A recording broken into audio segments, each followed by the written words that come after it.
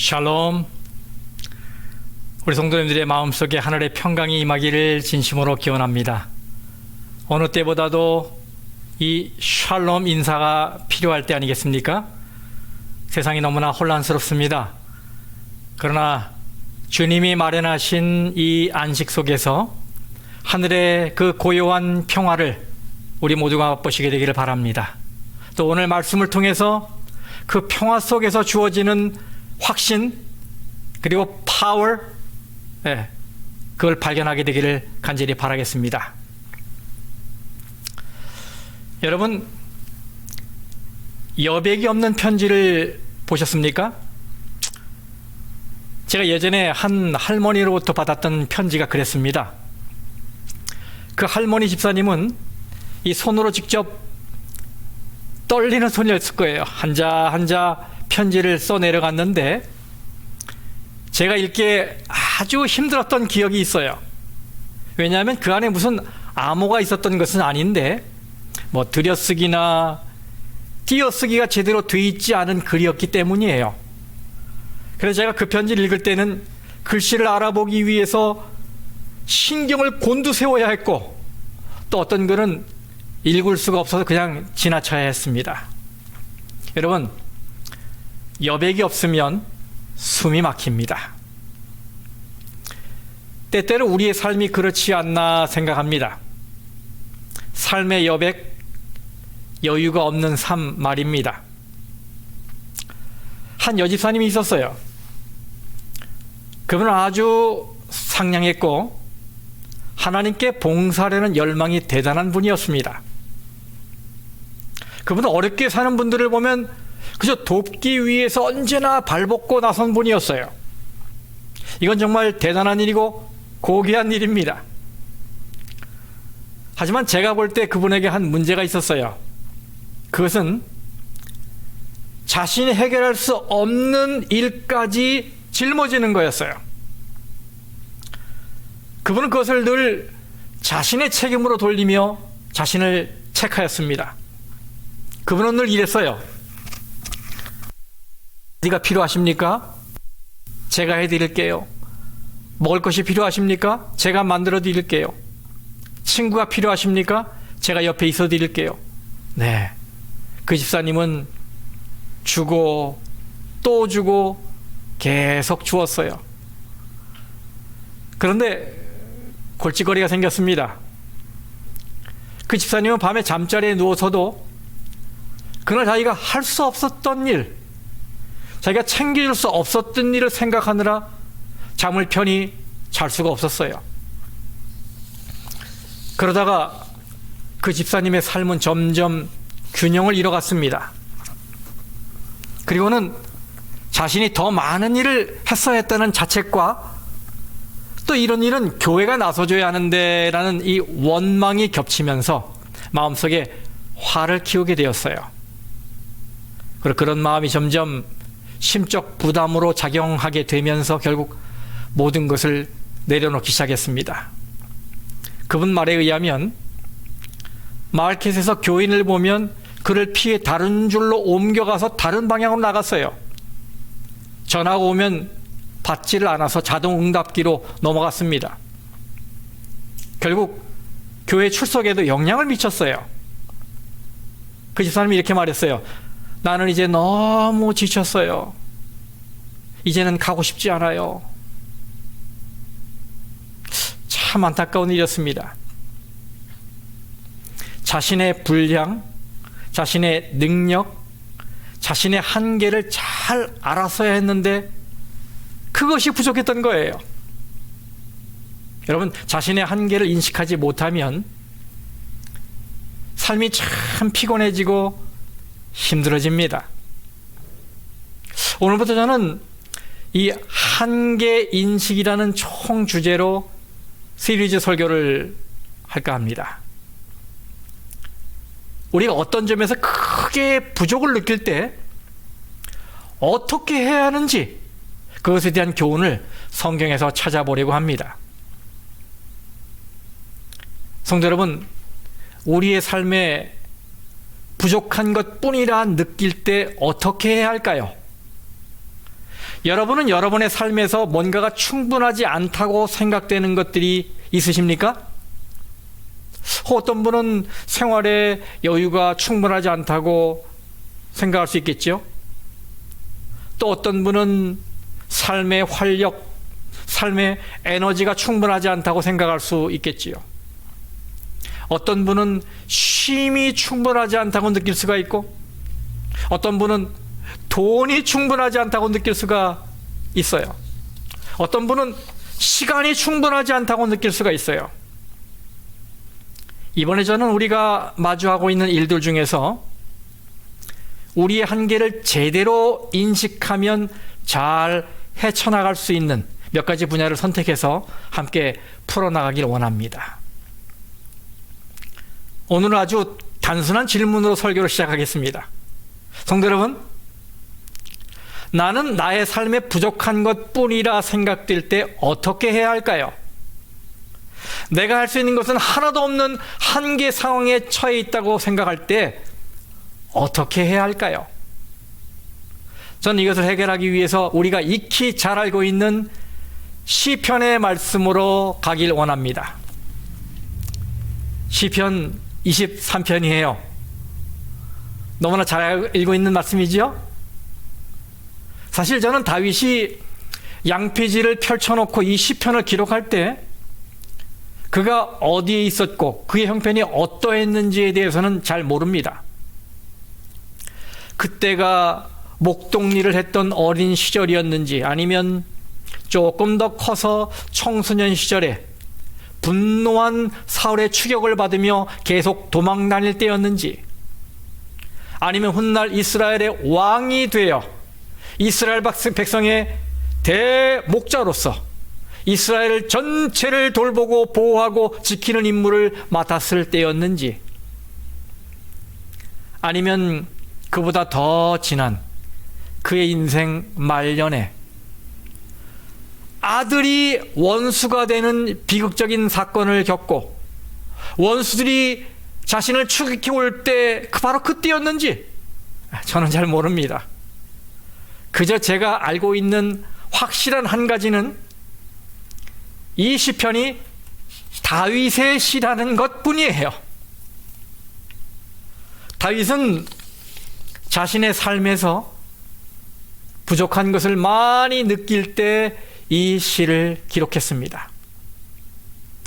안전이 부족했고, 미래에 대한 확신이 부족했고, 위로가 부족했고, 삶의 필요가 부족했을 때 이 시편을 기록한 것입니다. 자기로서는 더 이상 어찌할 수 없는 상황, 그 한계 상황에서 이 시편을 기록한 거예요. 그래서 저는 이 시간에 그의 시편을 열려고 하는 것입니다. 왜냐하면 우리 중에는 다윗처럼 뭔가 충분히 가지고 있지 못하다고, 한계에 처해 있다고 느끼는 분들이 있을 것이기 때문이에요. 자, 나는 나의 삶에 부족한 것뿐이라 생각될 때 어떻게 해야 할까? 이제 시편 23편의 말씀을 펴보십시다. 시편 23편 1절에서 6절까지 말씀입니다.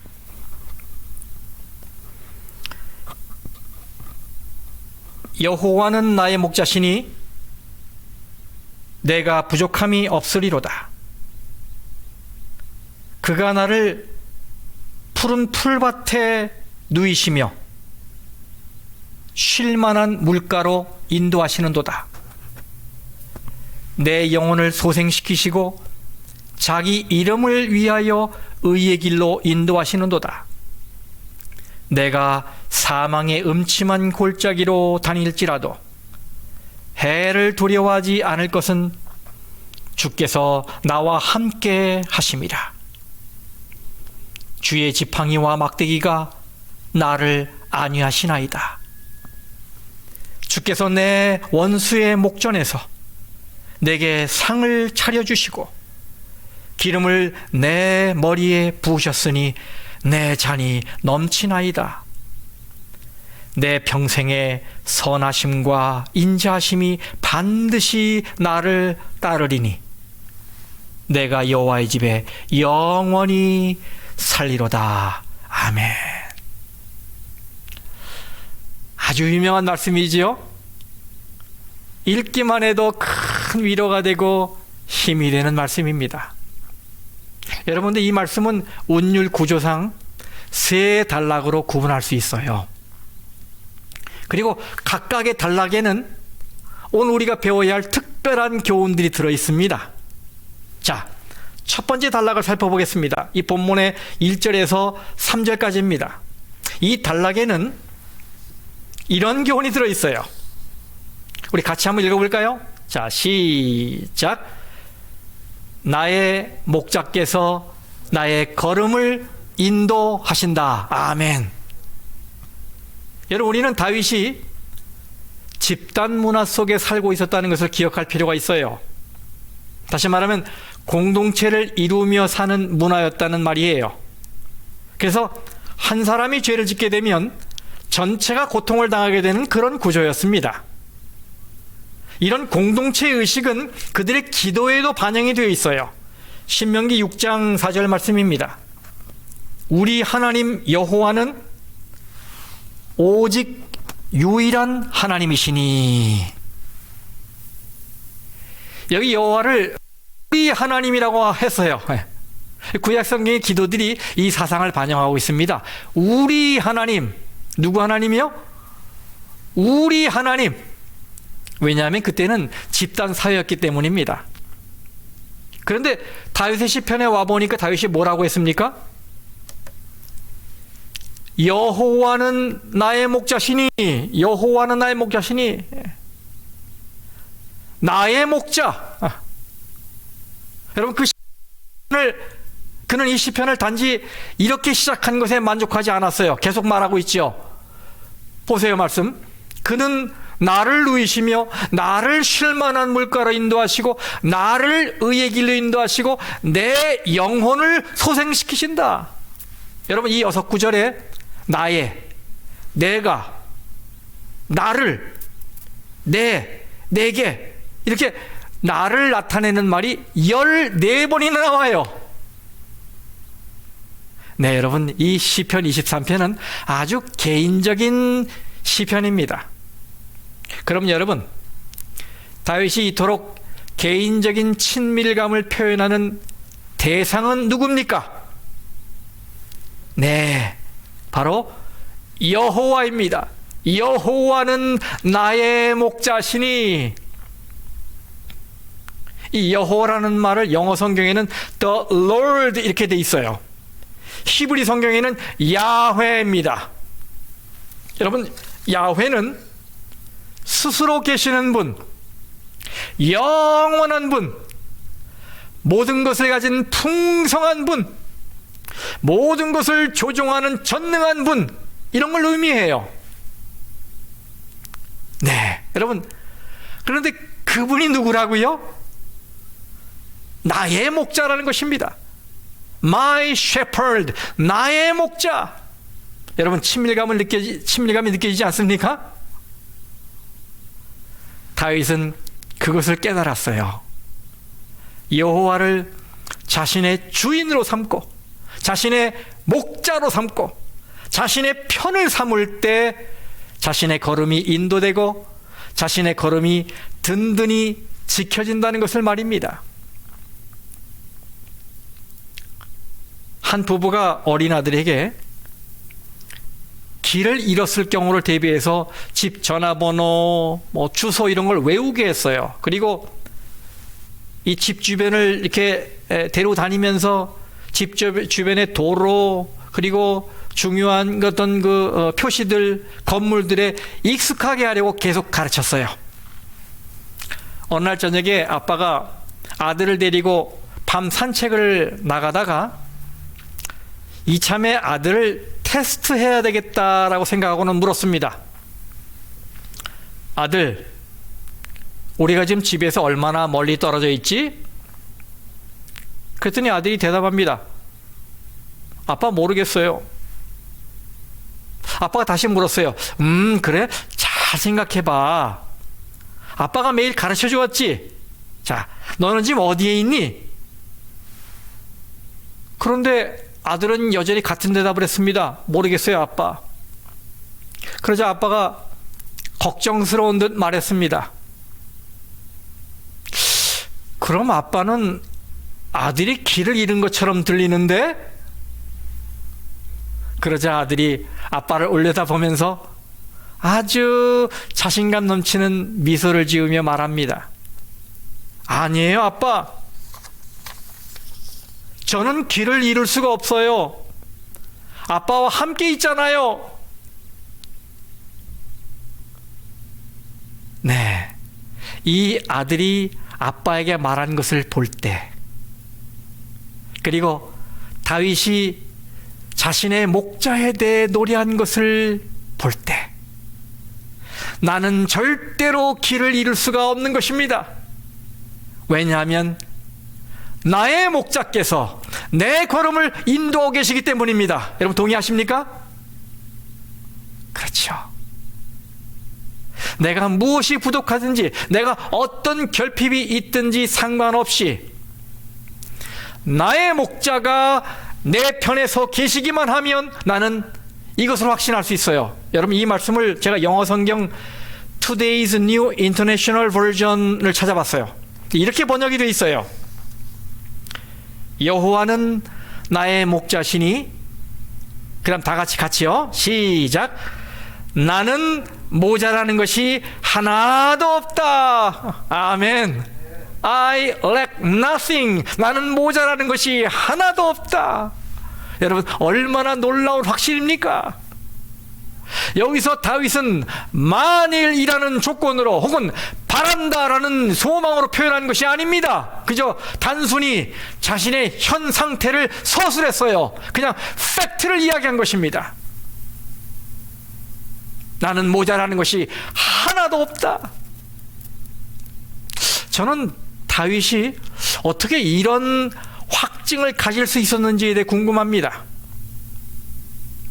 우리는 우리의 건강에 대해, 재정에 대해, 앞날에 대해 아무런 정보도 없고 지식도 없고 예상할 수도 없는데 어떻게 다윗은 나는 모자라는 것이 하나도 없다고 단언하여 말할 수 있었을까?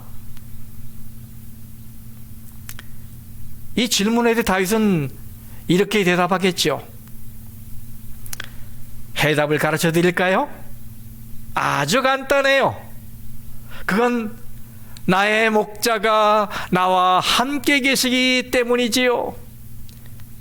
여호와가 나와 함께 하시면 나는 절대로 부족한 것이 있을 수가 없거든요. 왜냐하면 나의 목자께서 나의 걸음을 인도하시니까요. 자, 두 번째 단락은요, 4절 말씀입니다. 첫 번째 단락이 나의 목자께서 나의 걸음을 인도하신다로 요약되었다면, 이 두 번째 단락은 같이요. 시작. 나의 목자께서 나의 영혼을 지키신다. 네, 이런 말로 요약될 수 있어요. 나의 목자께서 나의 영혼을 지키신다. 제가 이 4절 말씀을 읽겠습니다. 내가 사망의 음침한 골짜기로 다닐지라도 해를 두려워하지 않을 것은 주께서 나와 함께 하심이라.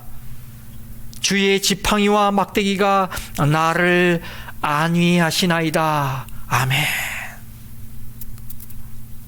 제가 이 말씀을 이제 영어 성경으로 찾아서 읽어보니까요, 다윗이 이 두 번째 단락에 와서는 글 쓰는 방식을 바꾸었어요.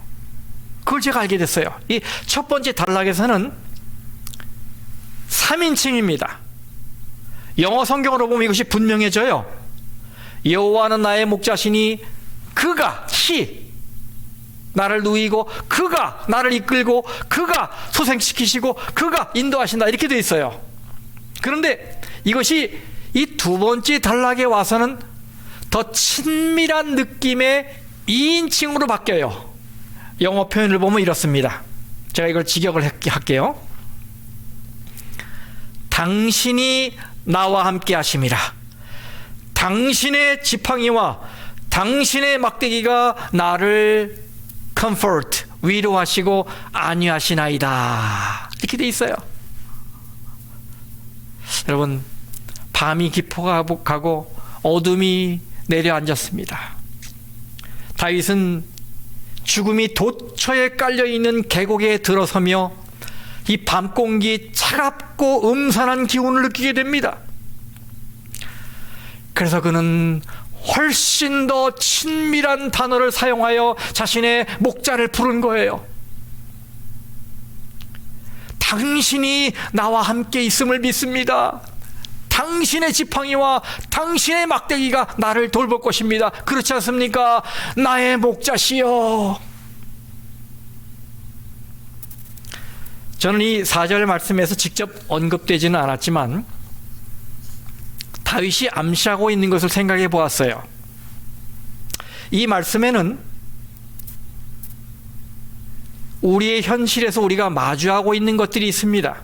그것은 죽음의 위협입니다. 두려움입니다. 우리의 삶의 구석구석에 숨어있는 또 녹아있는 어둠의 그림자입니다. 분명 하나님을 내 목자로 두고 살고 있는데도 여전히 마주하게 되는 현실이에요. 제가 한 잡지를 읽다가 이런 글을 접하게 되었어요. 마이클 헤이얼이라는 분이 쓴 글인데, 그는 자신이 설교자이지만 청취자, 듣는 사람의 입장에서 이 말을 기록했어요. 내용은 아주 구체적이고 실제적입니다. 그는 설교자들에게 설교할 때 좀 더 정직해지라 이렇게 조언하고 있어요. 제가 그의 글을 좀 읽어보겠습니다. 하나님이 지키시지도 않는 약속을 하지 마십시오. 불안정하고 한 번 빠지면 헤어나오지 못하는 상황을 설명하십시오. 우리가 겪은 낙심을 부인하거나 우리의 상한 마음으로부터 도망치지 마십시오.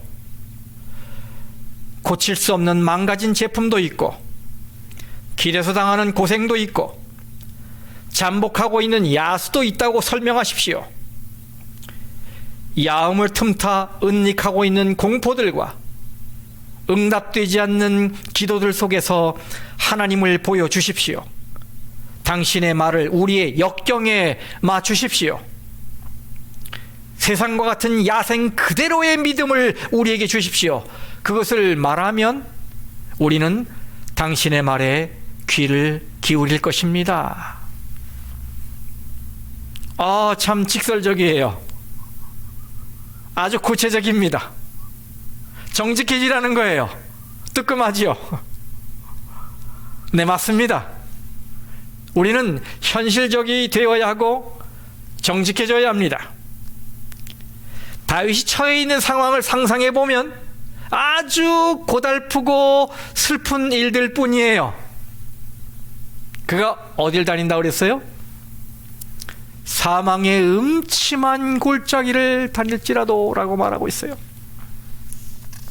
또 그 다음 절 5절에서는 내 원수의 목전에서 라고 말합니다. 여러분, 둘 다 절체절명의 위기 아닙니까? 단순히 지치고 힘든 일 이런 정도가 아닌 거지요. 이 목숨이 경각에 달린 위태로운 순간입니다. 내 영혼을 소생시키시고 라고 말했잖아요. 여러분, 소생이란 말이 뭐예요? 그전에는 죽어 있었든지 죽음과 별반 다르지 않은 상태였다는 것을 전제로 하고 있는 거잖아요. 네, 그렇습니다, 여러분. 하나님의 자녀가 된 후에도 걷는 길에 분명 사망의 음침한 골짜기가 있습니다.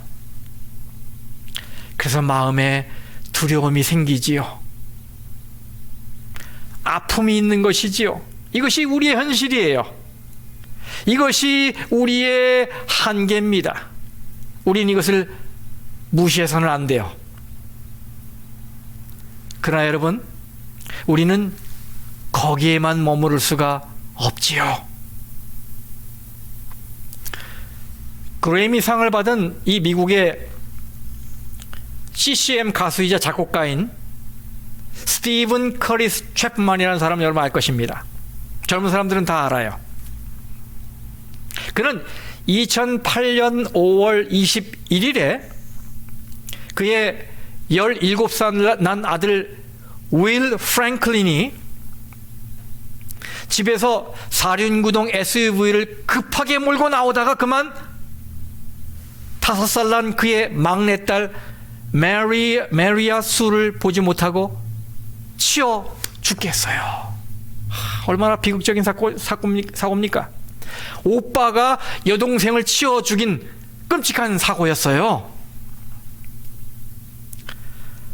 과연 그 누가 그때 이 챕만 가족이 겪었을 슬픔을 상상할 수 있겠습니까? 여러분, 과연 그 누가 그 가정에 드리웠을 어둠을 가늠할 수 있을까요?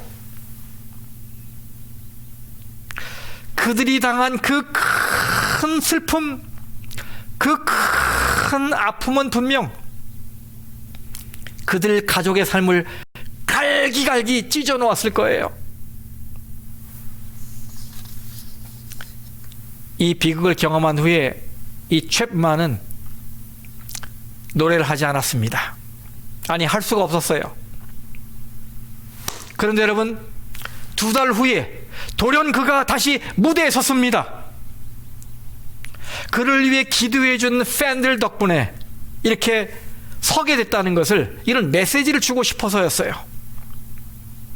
그때 그는 약 5,000명이 운집한 곳에서 관객 앞에서 노래를 불렀습니다. 그때 그가 부른 노래는 그가 2007년에 발표한 Yours라고 하는 노래에다가 새 가사를 추가한 거예요. 그 가사가 이렇습니다. 나는 음산한 죽음의 골짜기를 걸었습니다.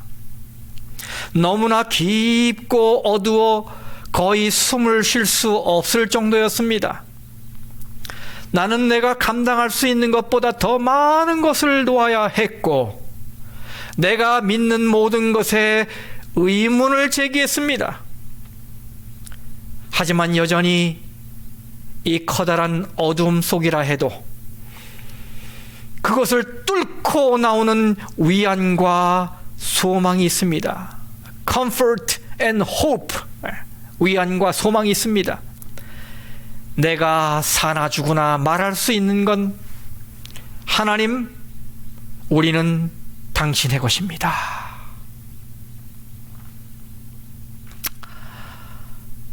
가사를 읽을 때 제 마음에 뭉클해지더라고요. 왜냐하면 이 챕만이 겪은 그 비극, 그 슬픔을 연상하며 읽어보니까 정말 그래요. 어떤 분은 이 코로나 시국에 정말 사망의 음침한 골짜기 같은 곳을 걷고 있을 것입니다.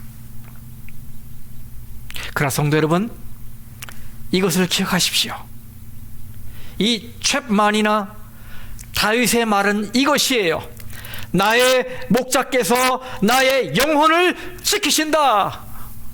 그렇습니다. 나의 목자께서 나의 영혼을 지키신다. 성도 여러분, 안전이 보장되지 않고 확실한 것이 하나도 보이지 않을 때 스스로 계시고 영원하신 하나님이 여러분 옆에서 여러분과 함께 계심을 믿으시기 간절히 바랍니다.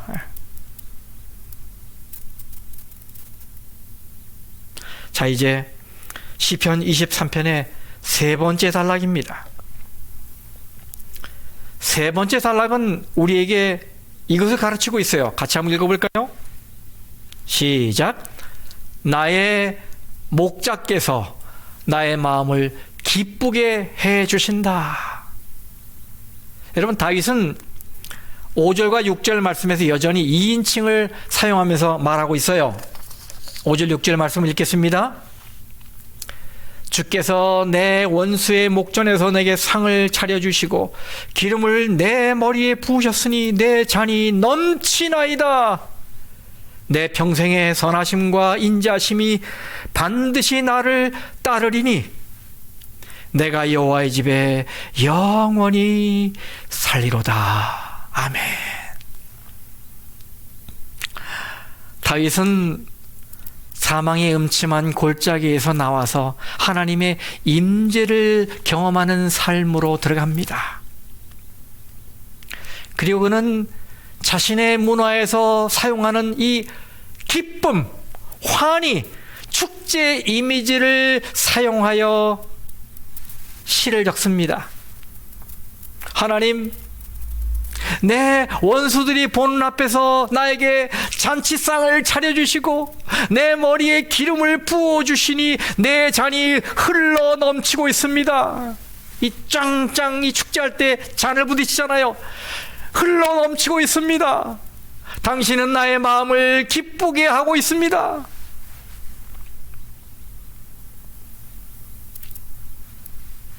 분명 다윗 앞에는 여전히 원수들이 있었습니다. 그래서 여전히 그에게는 모자라는 것 투성이었어요. 그러나 그는 이렇게 말할 수 있었습니다. 나의 목자께서 나의 마음을 기쁘게 해주십니다. 아멘. 다시요. 나의 목자께서 나의 마음을 기쁘게 해주십니다. 우리는 지금 우리가 충분히 가지지 못한 것에 대해 이야기하고 있습니다. 우리가 어찌할 수 없는 우리의 한계지요. 우린 여전히 부족한 건 많습니다. 사실 저는 이 설교를 준비하는 동안에 이 코비드-19 이 팬데믹 상황에서 정말 하루하루 어떻게 살아야 할지 막막하기만 한 이 경제적 어려움 속에서 또 산불로 인한 큰 슬픔과 고통을 느끼고 있는 분들, 정말 숨도 제대로 쉴 수 없는 극심한 재난의 현장에 있는 분들, 또 앞으로 얼마나 이 불안정한 나날을 보내야 할지 알지 못하는 이 답답한 현실을 마주하고 있는 분들에게 과연 우리가 하나님의 축복을 받은 자입니다라는 사실을 설교하는 것이 적절할까? 이거 고민했었어요. 그러나 기도하는 가운데 제 마음의 음성이 들리길, 바로 이때야말로 나의 목자께서 나의 걸음을 인도하고 있고 나의 영혼을 지키고 있고 나의 마음을 하늘의 위로와 평안으로 달래시고 기쁘게 하신다, 이 메시지가 전해져야 하지 않겠느냐 하는 것이었어요. 그렇습니다. 여러분, 우리는 한계에 부딪혀 있어요. 우리에게는 부족한 것이 많습니다. 재물이 부족하고, 같이 마음을 나눌 친구가 부족하고, 밤낮으로 뛰어다녀도 시간이 부족하고, 또 어느덧 세월이 흘러 나이가 먹어 살아갈 날이 부족하고, 삶의 에너지가 부족하고, 앞날에 대한 확신이 부족하고, 또 믿음이 부족하고, 사랑도 부족합니다. 분명 하나님의 축복을 많이 받으며 살아왔지만 우리는 여전히 부족한 것들을 마주하고 있어요.